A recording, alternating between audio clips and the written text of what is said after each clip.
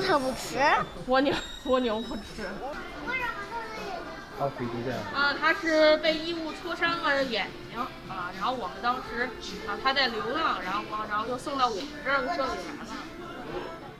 对于太空人爬宠俱乐部的神奇宠物们来说，满足小朋友们的好奇心是一项重要的工作。大把一点，看看，哎呦，这个差不多了。它在金刚的。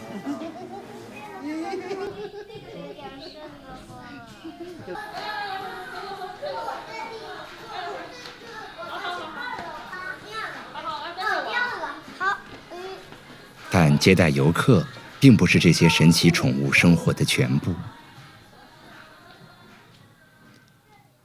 这2只蜥蜴来自热带区域，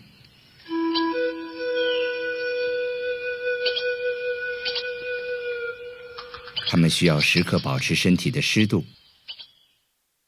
这就需要主人们担负起了下雨的使命。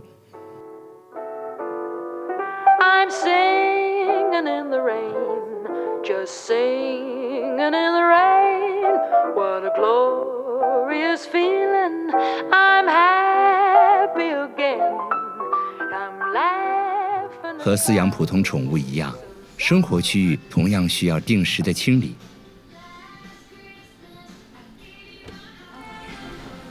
像这种剩的那菜叶子呀，剩饭剩菜，然后粪便啥的都给它捡出来。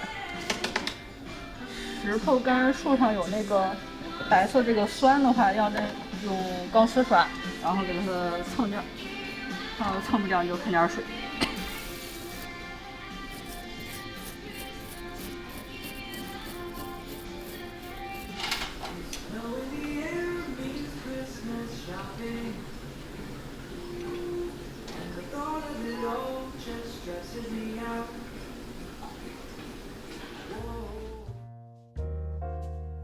对于这里数以百计的手工来说，蟋蟀是富含蛋白质的绝佳风味。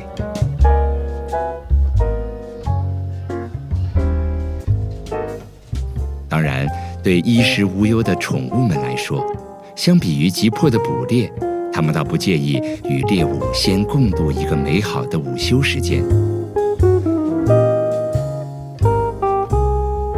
这样和谐的场景还出现在蛇蒙皮的时候。蛇在即将换皮的时候，视力会衰退到几乎不能视物，因此它大概率会无视眼前的食物。但这并非常态。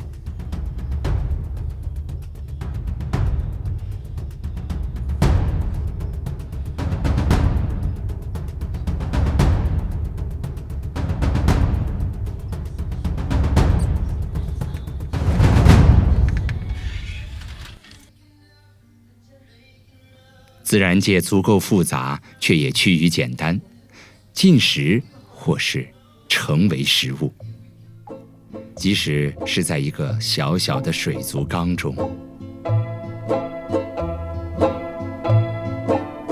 龟常被认为是一种温顺缓慢的动物，但出色的咬合力和水下不俗的速度，让它们俨然成为了这个水缸中的王者。面对这些恶霸，小鱼似乎只有被当成食物的下场。但这条鲤鱼显然有不同的看法。它不仅躲开了乌龟的围剿，还用乌龟的口粮让自己的体型膨胀到对手无法下口。生命的韧性，有时比力量更能决定命运的走向。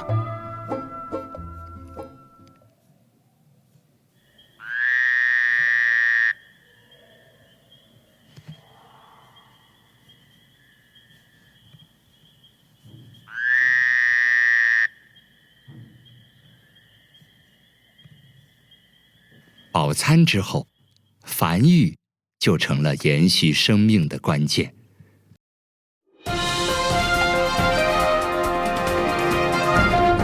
好的，观众朋友们，首先登场的是今晚的首位男嘉宾黄先生，他的搭档同样是来自豹纹手工阵营的菊女士。好，黄先生在试探向女选手的腰腹部进行进攻。这里顺便提一下，这个步骤是手工交配的必要准备，但是菊女士拒绝了对方，又一次躲开了。看来今天女方并不是很有兴致呀。男选手再次试探，女选手扭头就走呀，双方拉开了距离。看来第一轮没有成功。好，有请我们的第2位女选手上场。哦，这位女士看起来很主动啊，直接爬上了对方的身体。但是黄先生似乎因为被拒绝，状态不是很好啊。好吧，我们还是请出第3位选手吧。第3位女选手上场，这次上场的是黄先生的老相好。看来黄先生是跃跃欲试呀。一个甩尾，黄先生再次进攻，扭身被躲开了。漂亮！男选手吃了一个闭门羹啊，很难受。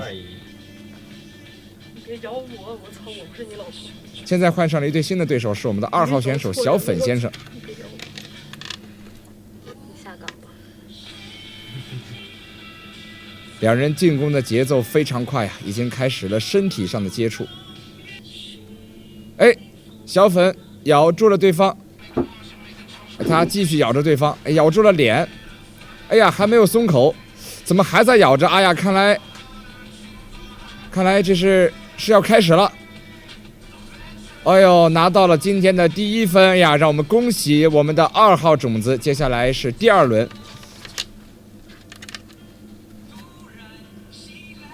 前一位女选手还没有下场啊，男选手依然是在非常积极的进行进攻啊。我们的小粉虽然体型比黄先生小很多呀，但是看来群怕少壮呀。女选手看来是虽然体型上并没有什么劣势，但是在积极性和调动上完全是被压制了呀。第2分，好的，成功拿下。随着男选手发出了胜利的怒吼，比赛到达了高潮。好，恭喜我们的小粉先生。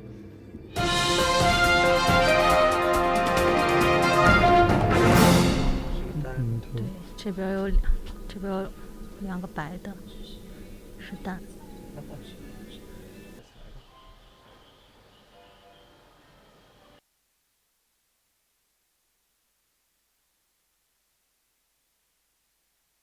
然而，有新生就会有死亡。这里死去的动物一般会被制作成标本。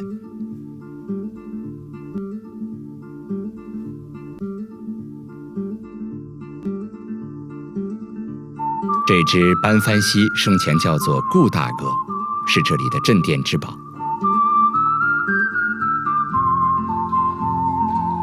标本保留了他生前高傲的深情、潇洒的体态，